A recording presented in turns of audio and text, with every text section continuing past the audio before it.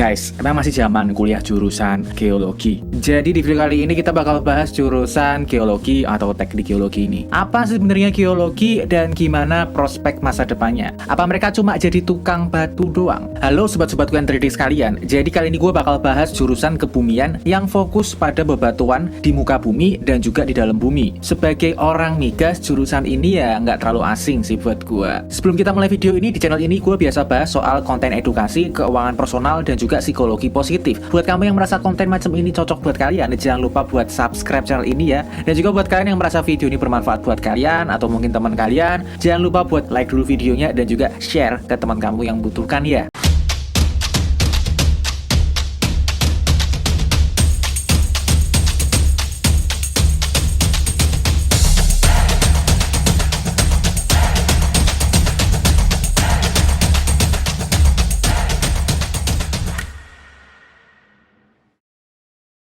Oke, jadi sebelum kita mulai lebih lanjut, mungkin kalian masih bertanya-tanya sebenarnya geologi atau mungkin teknik geologi ini mempelajari apa sih? Jadi, geologi ini adalah studi terkait bumi, komposisi, struktur, sifat-sifat fisik, sejarah, hingga proses pembentukannya. Dimana kalau teknik geologi ya pasti akan lebih ke penerapan dan juga rekayasa untuk fungsi pengembangannya. Tapi secara umum itu nggak beda jauh sih. Selanjutnya kalau bertanya lagi masalah geologi ini belajar apa? Ya mereka mempelajari kajian kebumian dan juga gimana cara menemukan sumber daya alam yang terkandung di dalam bumi, termasuk melakukan studi terkait pemanfaatan sumber daya mineral tersebut dan juga energi dan air dalamnya. Jadi buat kalian yang berminat sama jurusan geologi ini, lulusan dari jurusan geologi ini sangat dibutuhkan di perusahaan-perusahaan yang bergerak di sektor pertambangan, perminyakan maupun geoservices atau jasa kebumian. Itu gambaran dikit ya tentang geologi. Kalau secara umum, geologi itu masih bisa dibagi lagi. Gue akan bagi menjadi 3 pokok konsentrasi atau area pembelajarannya. Yang pertama adalah geologi lingkungan. Jadi fokus ilmu geologi ini terhadap interaksi manusia dan juga lingkungan. Terus yang kedua ada geologi sumber daya mineral. Jadi ini fokus geologinya untuk penemuan sumber daya mineral atau bebatuan ya. Juga geologi sumber daya energi. Jadi ini fokusnya itu geologi untuk penemuan sumber daya energi. Dalam hal ini pasti sangat terkait dengan minyak dan gas bumi. Kalau kalian udah punya gambaran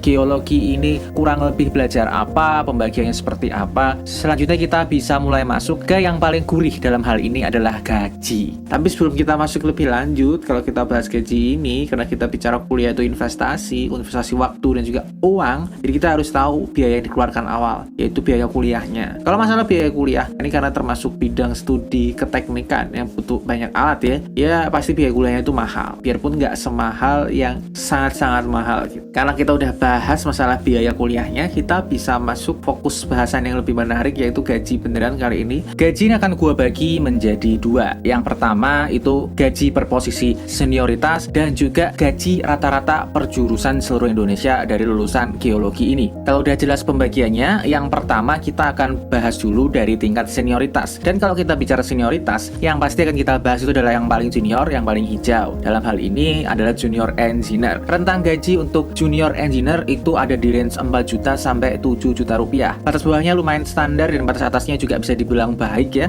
karena ini keteknikan yang benar-benar berurusan dengan industri yang bisa menggaji baik. Jadi yang standar junior pun sudah bisa dibilang ya cukup. Selanjutnya kita masih membahas yang junior, tapi kali ini kita mencari data untuk junior engineer di tempat bekerja yang favorit atau institusi terbaik ya. Kalau masalah gaji junior engineer di tempat yang favorit itu kita bisa bicarakan pastikan di migas atau di pertambangan ya. Untuk range gajinya itu ada di 8 juta sampai 23 juta rupiah untuk junior engineer-nya saja. Ini batas bawahnya itu baik, tapi batas atasnya itu istimewa sekali. Ya mostly karena dia urusannya dengan perminyakan upstream ya. Selanjutnya kalau kita udah bahas masalah junior engineer, kita akan masuk ke pekerjaan yang sudah tidak junior lagi atau istilahnya yang senior engineer untuk geologi ini. Tapi kalau kita ngomong senior engineer itu bukan pekerjaan yang berurusan dengan manajerial. Jadi beneran spesialis senior engineer geologi. Lalu Lalu range gaji untuk senior engineer geologi itu berapa? Itu range-nya ada di 30 juta sampai 60 juta. Jadi ini batas bawahnya juga istimewa, batas atasnya juga sangat baik. Ya ini karena kita nggak jauh-jauh dengan industri pertambangan dan juga perminyakan. Sehingga ya memang range gajinya dari bawah sampai atas itu baik ya. Bahkan pada kasus tertentu, kalau mereka ini bisa menjadi seorang advisor atau principal di industri minyak dan gas, itu bahkan mereka bisa mengantongi gaji lebih dari 70 juta rupiah. Ya memang sangat sedikit ya yang menjadi advisor. Kalau gaji per posisi senioritas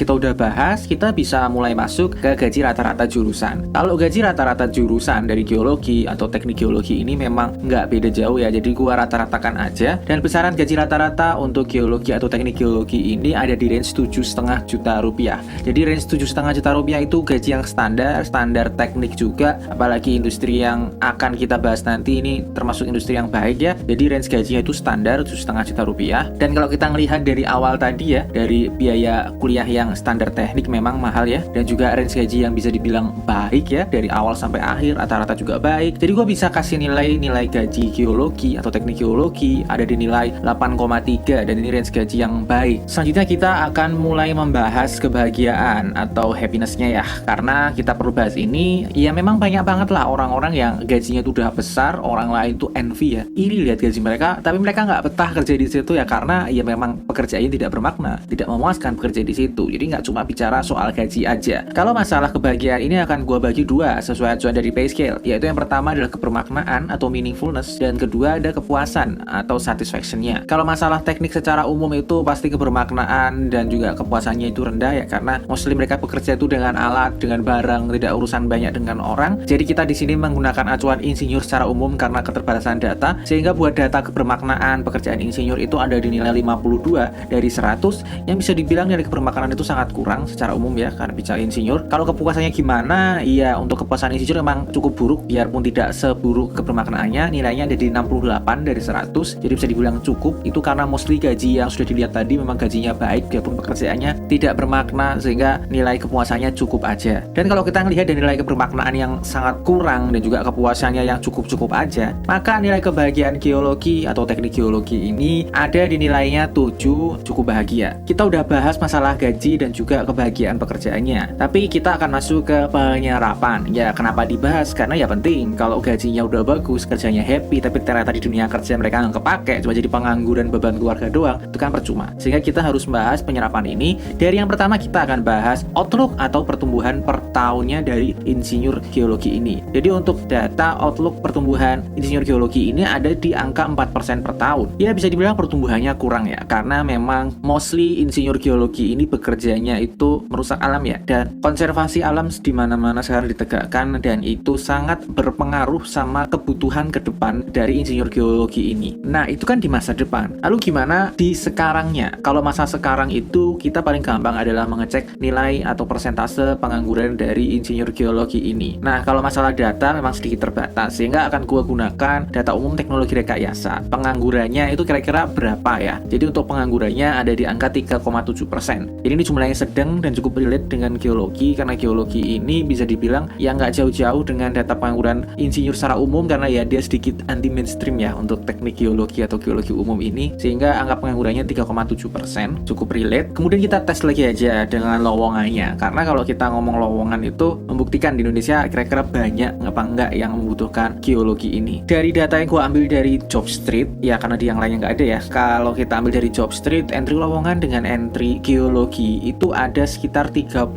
lowongan. Jadi 30 lowongan ini memang ada, tapi bisa dibilang sangat kurang, sehingga untuk lowongannya mungkin tidak di-share secara umum, tapi kalau kita cari di kanal publik emang sangat kurang. Kita kan udah ngelihat dari tadi kemungkinan mereka bisa bekerja atau enggak, berarti kan udah kelihatan lah ya, mungkin lah mereka bekerja. Sekarang pertanyaan selanjutnya itu ya di mana mereka bekerja. Kalau untuk menjawab itu kita akan membahas industri mayoritas dari para insinyur geologi ini. Kalau masalah industri mayoritas yang paling banyak mempekerjakan lulusan geologi ini, yang pertama itu kita ada konsultan teknik, jadi dia memberikan jasa penasehatan di bidang keteknikan, pemborongan juga. Ya ini memang sangat umum untuk lulusan teknik, banyak di sini. Terus yang kedua industri batu bara, jadi ini ya kita bicara pertambangan, batu bara, eksploitasi, itu memang sangat membutuhkan jasa geologi ini, karena memang ini bebatuan ya, jadi bukan fluida cair tapi bebatuan, sehingga sangat membutuhkan jasa para geolog atau insinyur geologi ini. Sama halnya juga besi-besi, dalam hal ini termasuk nikel ya, karena memang di Indonesia Indonesia pun ini termasuk yang paling besar ya. Dan tambang biji besi alasannya sama dengan tambang batu bara, sehingga wajar kalau memang mereka banyak diserap di sini. Yang terakhir ada hulu migas. Jadi hulu migas itu membutuhkan juga jasa geolog ini dalam GGR study. Ini fungsinya untuk eksplorasi terutama minyak dan gas ya. Jadi ya memang wajar kalau mereka terserap banyak di sini, biarpun nggak sebanyak yang sebelumnya tadi. Kita udah menjawab di mana mayoritas mereka bekerja, tapi ada pertanyaan lagi, itu kan bekerja doang. Kalau gue mau tahu yang gajinya paling besar, kira-kira taunya di mana? Nah, itu kita menjawab dengan industri terbaik dari lulusan geologi ini. Jadi untuk tempat yang bisa membayar paling baik untuk lulusan geologi ini, yang pertama adalah di hulu migas. Jadi sudah jelas banget dari seluruh migas yang gaji paling tinggi itu adalah hulu migasnya, karena memang tempat kerjanya dan juga keahlian resikonya itu besar sekali. Terus yang kedua ada pengolahan limbah. Jadi ini fungsinya adalah pengolahan dari limbah hasil eksploitasi atau eksplorasi itu. Ini juga secara umum gaji memang besar. Sama halnya juga riset saintifik, karena riset saintifik ini meriset untuk pengembangan teknologi dan di industri yang memang banyak uangnya mengalir di situ, entah itu perminyakan atau pertambangan. Jadi cukup wajar kalau riset saintifiknya itu bisa menggaji besar. Jadi kalau kita ngelihat dari awal variasi industrinya yang mayoritas dan juga yang terbaik, itu mereka sangat berputar di industri yang bisa menggaji besar. Secara umum memang perputaran variasi industrinya itu sangat baik untuk lulusan geologi ini. Nah, kalau kita ngelihat dari awal pertumbuhannya memang rada kurang ya, lowongannya juga ya kurang banget, tapi penganggurannya sedang-sedang aja, dan juga variasi tempat mereka industri bekerja itu bisa sangat baik. Maka kalau kita harus menilai penyerapan geologi atau insinyur geologi ini ada di angka 7,3, ya bisa dibilang cukup terserap dengan baik. Kemudian kita membahas masalah kemudahan dari jurusan ini. Kemudahan tuh apa? Ya intinya seberapa mudah. Kalau detailkan, yang pertama itu seberapa mudah menyelesaikan jurusan ini dari kamu masuk sampai lulus, dan juga setelah kamu lulus itu seberapa mudah menggunakan ilmu yang didapatkan itu ke dunia nyata tanpa harus berurusan dengan praktisi geologi. Yang pertama kita bahas dulu masalah beban studinya atau kemudahan kuliahnya. Karena keterbatasan data yang ada, maka jurusan geologi ini akan menggunakan teknik yang umum ya. Jadi kalau kita bicara teknik secara umum itu ada di urutan ke-20 dari 90 jurusan yang diperingkat. Dan kalau kita ngelihat samping-sampingnya, itu ada jurusan teknik sipil di urutan ke-18 dan juga jurusan ilmu keperawatan di urutan ke-21. Jadi secara umum memang geologi ini ya bisa dibilang sulit karena dia masuk 20 besar, karena dia pasti teknik ya, teknik gak ada yang gampang. Dan selanjutnya kita akan membahas seberapa fleksibel mereka ini di dunia nyata. Karena kita bicara dari tadi tuh teknik kuliahnya susah ya, di masyarakat juga pasti mereka itu mendapatkan tempat yang khusus, apalagi dianggap lebih kalkulatif, lebih bisa kepake ilmunya. Tapi kalau kita harus memilih secara umum fleksibilitas di mana mereka bisa bekerja selain menjadi insinyur geologi praktisi, itu yang pertama adalah dosen. Jadi dosen mengajar di kampus, minimal kamu harus S2 atau S3, tidak harus menjadi praktisi. Terus yang kedua, kamu bisa menjadi PNS juga. PNS ini berlaku secara umum ya, karena nggak harus kamu di bidang pertambangan atau perminyakan, kamu bisa di bidang lain, tapi secara umum memang di situ. Kalau teknik bisa lah, ekonomi mineral itu tidak harus menjadi seorang insinyurnya. Sama halnya juga pengusaha, karena orang teknik ini kalkulatif, ya memang harus pendidikan lebih untuk geologi ini, tapi secara umum bisa lah mereka berperan membuka usaha. Lalu BUMN juga, ini badan usaha milik negara, secara umum nggak harus di bidang keteknikan geologi, tapi kalau mau secara umum lebih baik ya mereka pasti di pertambangan, perminyakan, atau field services seperti Alnusa gitu ya, itu mereka dibutuhkan memang di BUMN. Lalu juga bisa di perkantoran ya, kita bicara orang teknik pasti lebih preferable ya orang teknik secara umum, biarpun lugu tapi mereka lebih kalkulatif dan bisa mengambil keputusan dengan lebih baik ya dibandingkan jurusan yang less logic. Terus yang terakhir mereka juga bisa di bagian lahan ya, jadi ini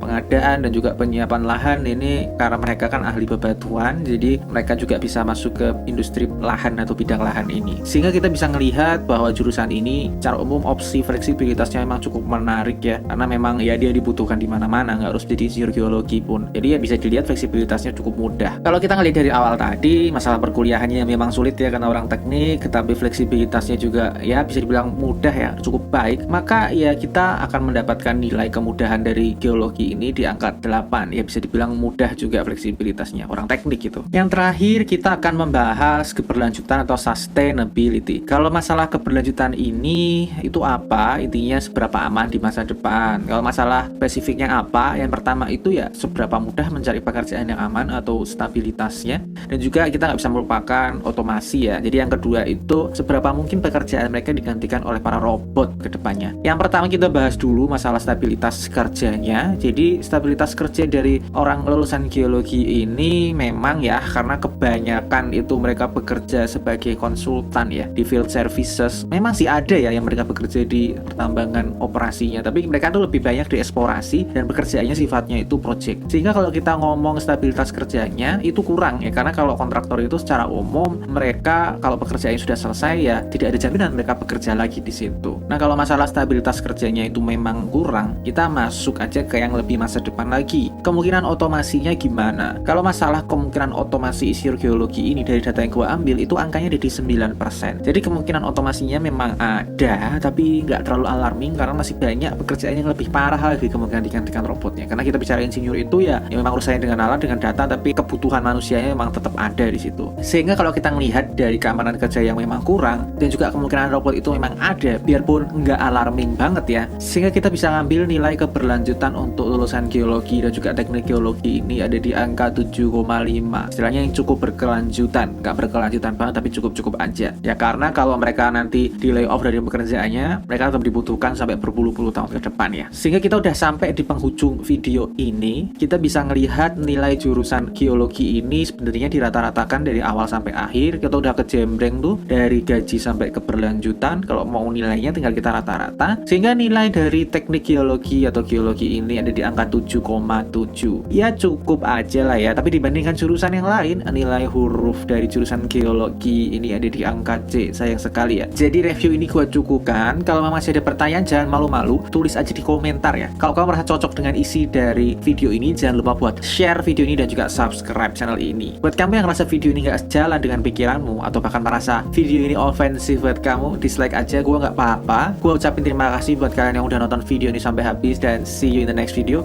Bye bye.